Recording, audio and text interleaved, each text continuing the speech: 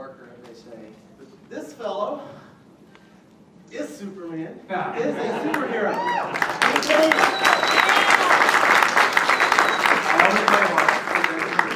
So who were your heroes growing up? You know, my heroes, I enjoyed comics when I was a kid, but I wasn't, you know, a comic geek. I didn't go in there and have tons and tons of comic books and things. I enjoyed them, but my heroes were more like, it seems strange now, but back in 1976 when I was 10 years old, Bruce Jenner won the Olympics, the Olympic decathlon. He was a big hero of mine then, and I wanted to be the decathlete, and it was mostly athletes that I really, I really identified with athletes, and I ended up being a professional football player, so it was something that was really close to me. But I was teased as being Superman when I was a kid, so it was kind of apropos. I've actually, a number of people who've played heroes have told me sports heroes are very important to them. Do you think that figures into the heroics of the part, or just being physically fit? I mean, how does that affect your role? Well, I think when you're an athlete and you're competing in a team sport, especially, I love team sports. Individual sports are more difficult, really, but it's more solitary, and I like the aspect of teamwork. And when you end up playing a sport like football or something like that, you're in battle. You know, you're in battle, and so heroic things happen. So you understand sort of that psychology, if you will. You know, when your back's against the wall, somebody's got to step up. You know what that feeling is, and you know maybe you're going to do something more than even you think is capable, and it happens. And so that for me, you know, that sports aspect, I think certainly translates to heroes. And when you were trying out for this part, was it just any other audition, or did you really get to wanting it? When I first went for this role, the auditioning process is interesting, and it's changed over time. But I went in, and I was the first actor that the producers had seen. They had seen no other actors yet. And I came in, and there was a room with 3 or 4 people in it. And I came in, and I said, you know, I was very comfortable. I don't know why, because sometimes you get nervous and uncomfortable in these auditions. But I was just very comfortable with the material, and I said, I read it the night before, and I said, I read this last night, and I think I might have a little different take on it than anybody else. And the producer guy's name is Robert Butler, and he was responsible for creating shows like Hill Street Blues, and he's a really well-known director, producer, who's a show starter. Like anything he starts, it tends to go to series. And so I said, I got a little different take on this. And he goes, oh, let's just see what you got. And so we read the stuff. And I said, thank you very much. And I said, okay, thanks, bye. And that was good. And you normally hear something within a day or two, or even that week. I heard nothing. So I figured, okay, that was another one that's just gone. And then it was maybe 3 weeks later, I was at a party with people, just friends and stuff, but it was a lot of people I didn't know. And this one girl was a casting girl, and she goes, hey, you know, they're really high on you for that Superman thing. And I was like, what? That was 3 weeks ago. That's already over. And so she said, no, they're really high on you. They really liked what you did. And you were the first person who came in, but they still like you. So then it started in earnest. After that, then they started bringing that. They brought in, you know, 6 or 7 different guys and 6 or 7 different girls. And then they also brought in sort of the name actors. I remember coming in on that round of auditions, and there was all these guys I recognized, and I was like, oh well. It was a good shot on that, you know? And then it kept whittling down, and finally it came down to the network audition, and it was myself and some guy named Kevin Sorbo, and then there were about 4 Lois Lanes, or maybe there were 3 Lois Lanes that day, and then they paired us up and had us go and audition and do different things. And I'd never really been to a network audition. It's a lot of pressure, but I felt like I did well, and there were 3 scenes to learn, 2 scenes really, and then 1 maybe. And I did the 2 scenes that I had to do, and I figured, okay, I got it, I did it, I'm good. And then they wanted to see the 3rd scene, so I was like, uh-oh, I messed something up, and I didn't know what was going on. Did the 3rd scene, and waited, and then I got a call the next morning, because they had to tell me in a short period of time, because there were other shows that actually I had a chance to do as well. So they had to tell me the next day, and they did, and I got it, and the rest, as they say, is history. Was it a fun show to work on? Because some shows look fun, but are actually very grueling. It was terrible. No, it was, working on the show was fantastic. It was extremely grueling, though. I mean, it really was. We literally, we would shoot, on average, I would leave my house, just on an average day, and we shot 5 days a week, 9.5 months a year. It would be an 18-hour day from the time I left to the time I got back. And your sleep pattern was completely mixed up because we'd start very early on Monday morning, and then we'd finish very, very early on Saturday morning when the night ran out. So all your night work was always towards the end of the week, and the daytime work was, exterior daytime work was at the beginning part of the week. So you'd lose a day of sleep, basically, throughout the whole thing, because you had to flip it around in the weekend. Go from going to bed at 7:30 in the morning to getting up at 5. So it was just daunting physically, but it was so fun. The show was great. My co-stars were fantastic. The crew was amazing, because as hard as we worked, the crew was there before and after. And people don't really keep that in mind, when you start talking about the hours that we worked. And they're terrible. They were really hard, but they can get out for a doctor's appointment. We couldn't. No. We had a different DP today because he's got to get his teeth worked out. I'm like, well, You can have a different Superman. my teeth hurt. Let him play Superman today. Yeah, so it didn't happen very often, but it was great. But I would say it was certainly really grueling. In fact, that's how we ended the show. We got picked up for a 5th season. It sort of ended on a cliffhanger in the 4th season. And whose baby was that? Yeah, whose baby? I don't know. I had been sort of pushing. I wrote a couple of the episodes, and I'd sort of talked story with them, and I was hoping that what we were going to do, this was my hope, was that we would have this sort of baby situation happen, and I think what was, at least in my mind, they were going to have this baby be there. We'd start to raise this child, and we'd find it wasn't ours. We'd grow attached to it, and then of course it's not ours, and we'll find out whose it is, and it would probably have to go back to whomever that was, and I'm sure that would break her heart and my heart, and then I would imagine that we'd have gone for having a child. What I was excited about was, okay, so after all that heartbreak and we decide to have a child, what are the rules? I mean, I don't know. So it was a really fun time for us. It was going to be, I thought, that, how do you create this pairing? What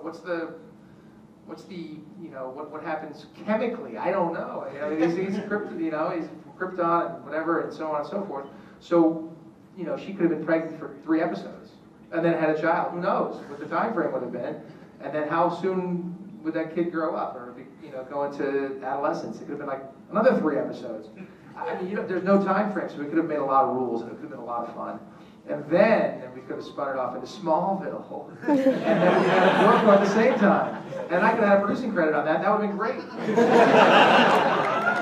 And you did appear on that show. Of course, yeah. I did appear on Smallville in season 97. Those guys ran forever.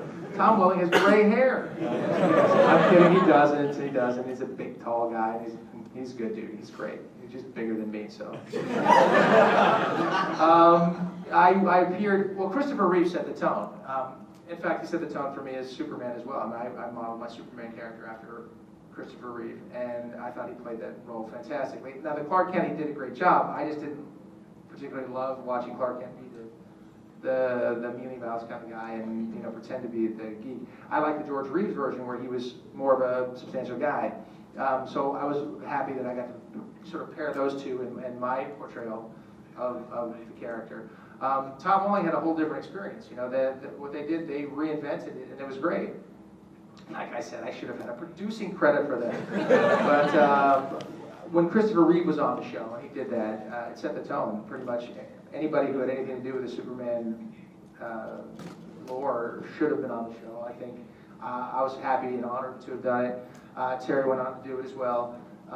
She did, right? Yes. Yeah. I heard she was going, but I never saw the episodes. So I think it's a great thing. There it is. For about a minute. Oh, really? Yeah. Playing somebody's mother. See, that's what happens. Somebody's dead mother. She's Lois's mother. Oh, wow. Videotape. So she probably saw it shot in Los Angeles and they just sent it up there. Terry. But you have stayed busy ever since then, too. Yeah, well, they say that one of the whole things that I was asked a lot was, this is going to be hard for you to play other roles, and you're not going to be able to get other things, and I've done like 100 movies since. Not all of them great, I'll be honest. But that's part of the deal, I've always been a person who believes that work begets work, and I think that, taking on roles of different sizes in different size films is, for me, I'm a worker, I'll go to work. And, they said, why would you do that role in that film? It's because I'm an actor. I act. That's kind of it. And so I've done a lot of movies I'm very proud of. Some of them, I'm actually proud of every film I've been in, but some of them haven't been as good as others. I've never felt pigeonholed having played the role. And it's certainly far enough away now that, you know, new generations of kids come in and they've never seen Lois and Clark. They've only heard that I played Superman or something like that. In fact, on an Out of Time, when I got to play the bad guy opposite Denzel Washington, the director had heard that I played Superman, but had never met me before and never saw the show. So he said, well, just bring the guy who played in the NFL, he might be able to stand up opposite Denzel. And so he just brought me in like that, which was great. And fortunately, I could. That was great. How long did you do Ripley's Believe It or Not? Ripley's Believe It or Not lasted 4 seasons. We did 88 hour-long episodes, and then we syndicated that, cut into half-hour episodes, so there's about 177 half-hour episodes. Now, I produced that. That one I did produce. And my company made that show, so I was able to control that a lot better than I could do Lois and Clark's schedule. So the Lois and Clark schedule worked out to 8 days a show, and we'd shoot, about 18 hours a day, and it was grueling. Ripley's Believe It or Not, for me, was 8 days a year. Yes. And it was 4 pairs of 2 days, and I chose which days those were. It was also great. And it was a 10-hour day, then a 7-hour day, then a 10-hour day, and then a 7-hour day. So I do that 4 times a year, and got paid a lot more for that than I ever got for Lois and Clark. Honest to goodness truth. And still, because Warner Brothers hides their money very well. And you can quote me on that. What's the most exciting thing you've got going on now? Well, the most exciting thing for me, outside of my career, is the most exciting thing is my son. I'm a single father to a boy who's going to be 12 in about 2 weeks, and that's the greatest thing in the world for me. Career-wise, I am insanely busy now, partially because, well, for the last 11 years, I'm a single dad, and for the last, 12 years, I've had to balance being there, being a parent, and working. And there's times where I've missed things because I've had to work, but you need to work. So that's been the most difficult part. My son's getting older now, so I'm able to work more. So now, suddenly, I'm doing a lot more stuff. I have a show on Fox. I shot it in 1 day. It was not a big time commitment, called The Choice, which is a dating show, but not really a dating show. It's really a competition show. It's mindless, fun summer entertainment. And, that was a lot of fun. There's some other projects I have with Fox as well that we're in development with. So that was part of the condition of doing their show. They're like, and you're going to do this show. I said, okay. How bad could it really be, right? It wasn't bad. But actually, it was on a date with a pretty girl, so it worked out.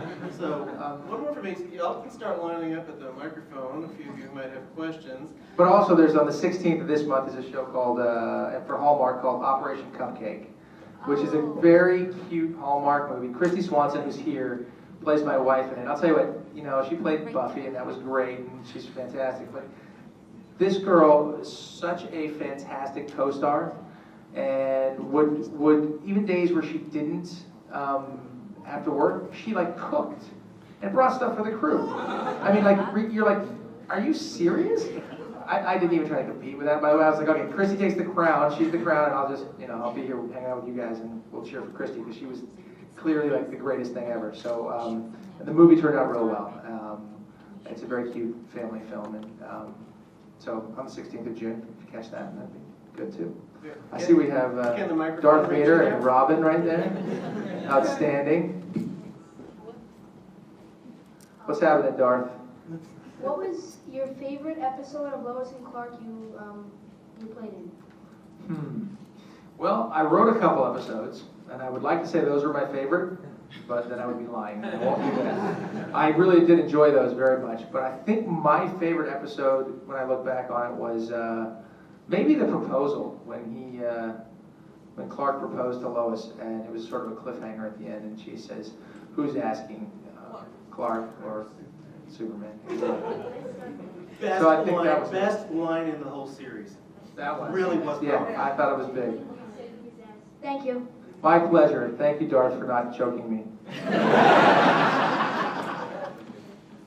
Robin? Robin? Does Robin have a question? You have a question, right, buddy? No? He's really shy. He wants to know who's your best friend superhero. My best friend. Well, it's not Batman, I'll tell you that. Right? You know what? You know how the Avengers got together now? They're all working as a team. Maybe DC will take a page out of the Marvel book and try to get some of their superheroes together. Hard to say. I used to watch Super Friends when I was a kid. I thought Aquaman was pretty cool. So I don't know. I don't know who Superman's best friend is. But right now, my best friend is Robin, okay? Actually, I guess this size room we can hear each other. Just hands. Somebody have a question? I was actually wondering how hard it was to get into the mindset of Scott Peterson.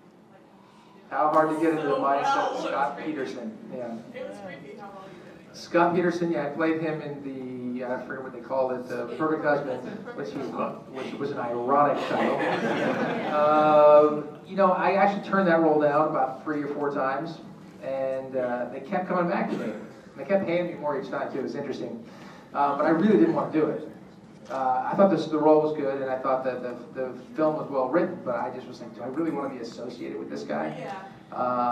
And it went on and went on and went on, and finally I was talking to my father, and he said, he's a director and a filmmaker, and he said, Dad, they keep offering me this Scott Peterson thing. You know who that guy is, Scott Peterson? He's like, yeah. Kind of looked like him, and I was like, thanks, Dad. And he goes, well, you know, you're an actor, right? And I said, yeah. He said, can you be good in it? And I said, yeah, I think I could actually be really good in it. And he said, that's your job, isn't it? And I said, yeah. He goes, then go to work. So I finally took it, and to play the mindset of him, you know what, really the mindset for me for playing Scott Peterson was, if you watch his interviews, he just was like a really bad actor. So it was really easy. It was simple. Just go be a bad actor. I was like, I do that every day. This is great. You have to be able to make fun of yourself in this business. Such a creepy moment. I just remember going, that's the guy I grew up idolizing this kicking me around. Turn off the TV. Yeah, I lost a couple dates on that one. Guy kneeling with the microphone. I guess you might want. Yes? My brother Sean, who couldn't be here, wanted to know how did you enjoy your time on Vegas? On Las Vegas. Yeah. That was one of the easiest sets in the world to go to work on. The cast was so good looking, it was ridiculous. And the guys and the girls. And they were all so nice, it was amazing. So the guys, we had Josh Duhamel and we had James LeJour, fantastic, great guys, both of whom I played basketball with for years anyway, in a league that we play in, so I knew them both well. Jimmy Cain, I could just listen to James Cain tell stories about The Godfather or anything for hours. So that was fantastic. And then the girls were just, they were just gorgeous. I mean, I was like, this is what I get to go do every day, come here and hang out with these guys. And even the people that had this background, the extras, just this fantastic looking group. And then your co-stars would come on. I'm like, oh, well, this week we're doing something about, you know, the Arena Football League, so we have John Elway and John Bon Jovi coming. I'm like, are you kidding? This is like the greatest thing ever. And that's after the Pussycat Dolls dance? Great, okay, perfect. And that's what the show was like. I was like, this is amazing, and I get to be the owner. So that was a lot of fun. In fact, I was going to stay on the show, but the creator of that show, he created another show. And I went to work on the pilot of that. We tried to, Gary Scott Thompson, and we tried to get another show up on the air and called Protect and Serve. It was a police officer thing. We shot the pilot, but it didn't get picked up. So it was right in the bubble, but it didn't get picked up. And so I was killed by a giant squid. That's what they said. I don't know if you're following or aware of what's going on in the comics these days, but there's been a trend towards erasing the marriages of superheroes. They erase Lois and Clark's marriage. And I wonder, you know, they say that they think it makes the character more relatable to younger readers if they're not married. So first, I'm trying to remember, did you actually marry Lois, or was it just the frog-eating clone? Did you finally have a real The Frog Eating Club. Where did that one come from? I took our exec producer and looked him in the eye, and I was like, took the little light, and I was like, are you all there? Yeah, we got married on the show. As far as I knew, we were actually married. Unless, episode, season 5, she'd awakened, I'm like, oh, it was all a dream. It's one of those, who knows? They like to keep, the unrequited love is obviously a big theme, and it's tough for a superhero to find contented love. Then what do you do next, So I think it's just a way of keeping it alive. I don't think it has anything to do with being relatable to younger viewers or not. Because in that sense, you just create, another younger superhero. I mean, you can go with other things, I suppose. Maybe it's a way of keeping it fresh. I don't know, because they don't hire me to do that stuff. But if they had, I would have gone for something of keeping him married, possibly, and then creating another. But who knows? Over here. Got a good one. All right, we all know acting. We know about your sports and everything else, but a lot of people don't know about your charity work. Being a triple threat as you are, choosing between Emmy or Oscar, Super Bowl, or Nobel Prize, what would you do? Wow. What would you go for? I know it's rough. Choose between Emmy or Oscar, Super Bowl. Super Bowl. Ooh, I was close on That's that close. one. I told you. I was really close on that. Or Nobel Peace Prize. I'd like to get them all. I know it's rough, but I'd really like to get all of the above. I'd even like to pare it down to Emmy or Oscar. It's so fine, I'd take either one. Yeah. But given the group, of course, I would have to take Nobel Peace Prize just Definitely. because that's just, the Nobel Prize is it's a worldwide thing and you really can affect a lot of people. But fortunately, in the world of entertainment, you can really affect people by the stories you tell. Right. And I think that's a wonderful gift that we have as actors and writers and producers. So, but short answer would have to be Nobel. I'll say, come on, you know you want to say. Super Bowl. I wanted a Super Bowl. I played for the Buffalo Bills for one season. I was injured as a rookie. I was a rookie with Thurman Thomas, and that year, my rookie year, I got injured and I was done. But we lost the AFC Championship that year. But then the next 4 years, we went to the Super Bowl, and we lost. Then we lost. Then we lost. Then we lost. That was it. So I had a question one time from a reporter. He said, if you had stayed healthy and made the squad, and would after these 4 losses, would we have been okay? Would we have won one? And I said, as an athlete, you love to believe that you could have made a difference. You love to believe that, maybe I would have been out of position and done something wrong, and the ball would have bounced my way, and I would have done something great, and it could have turned the tide, and we'd have won. I mean, you love to believe that, so you love to believe you can make a difference. So, in Buffalo, this guy writes the headline, Cain thinks he could have brought a Super Bowl to Buffalo. I did not say that. You twisted my words.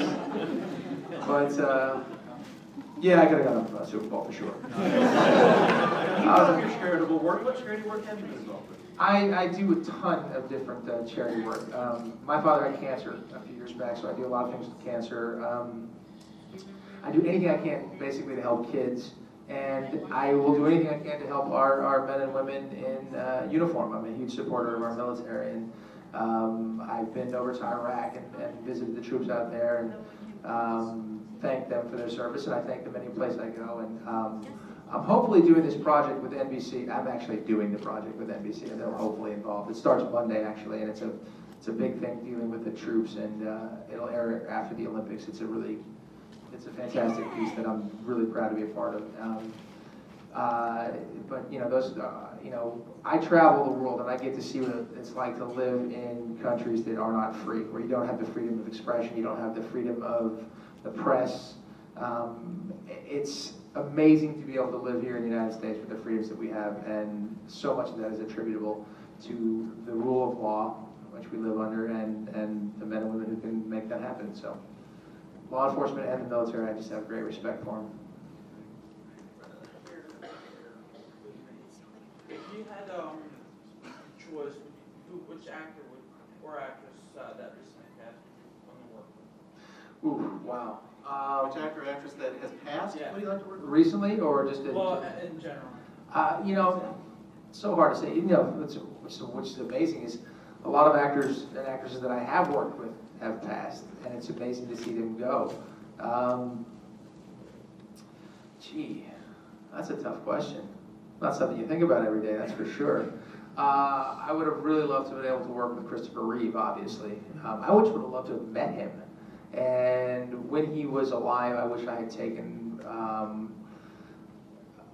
some real strong, I wish I had really had made a big point of trying to go and meet him. I wish I had done that. I wish I had that opportunity. It never came up, but I wish I had created that opportunity because pretty inspirational guy. You know, he'd say things like the Superman curse and things like that. When the reality is, you know, Kirk Alyn, the first Superman, he died, 90-something, did just fine.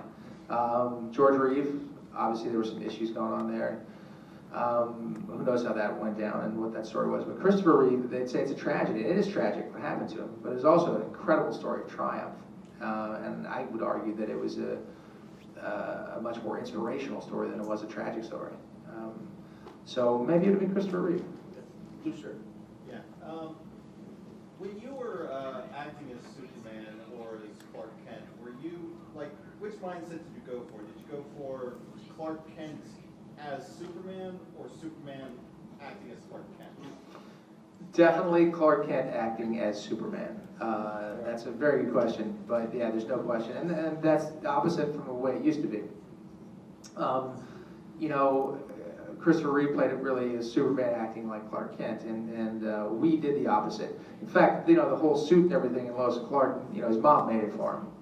She came up with it and designed this thing so you could go and still maintain your anonymity, but be able to do these great things with your powers. And that's the way it was. And in Christopher Reeve's version, the film version of Superman, he was Superman and just sort of masquerading as Clark Kent.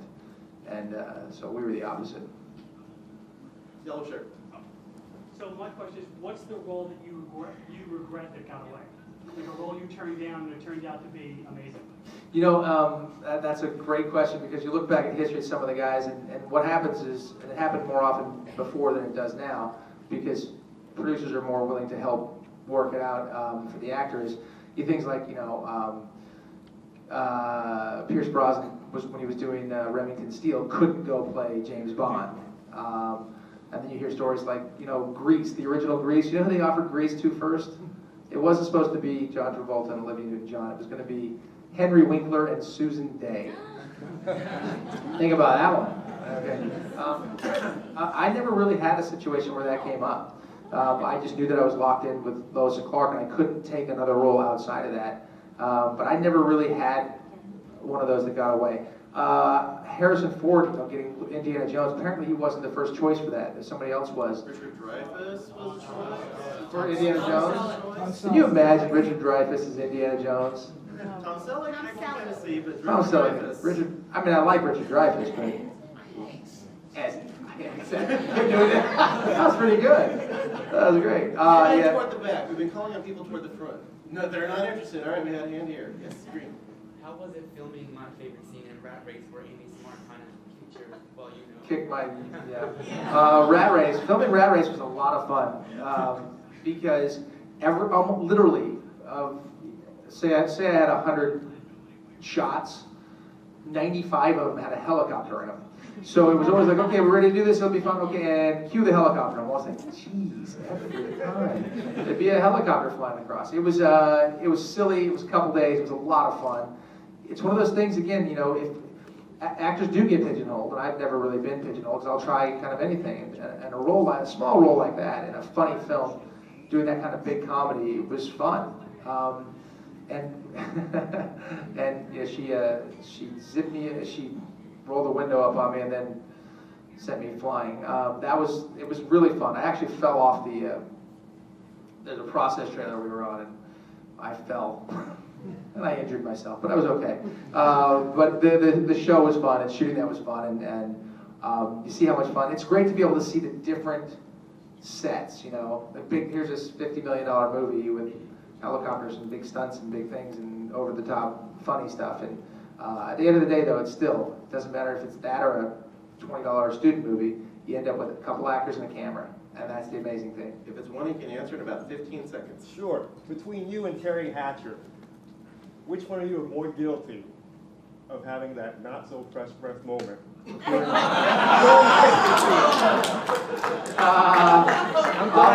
I'll be as honest as I could possibly be. It wasn't her because I never noticed anything. So I think we both were pretty clean.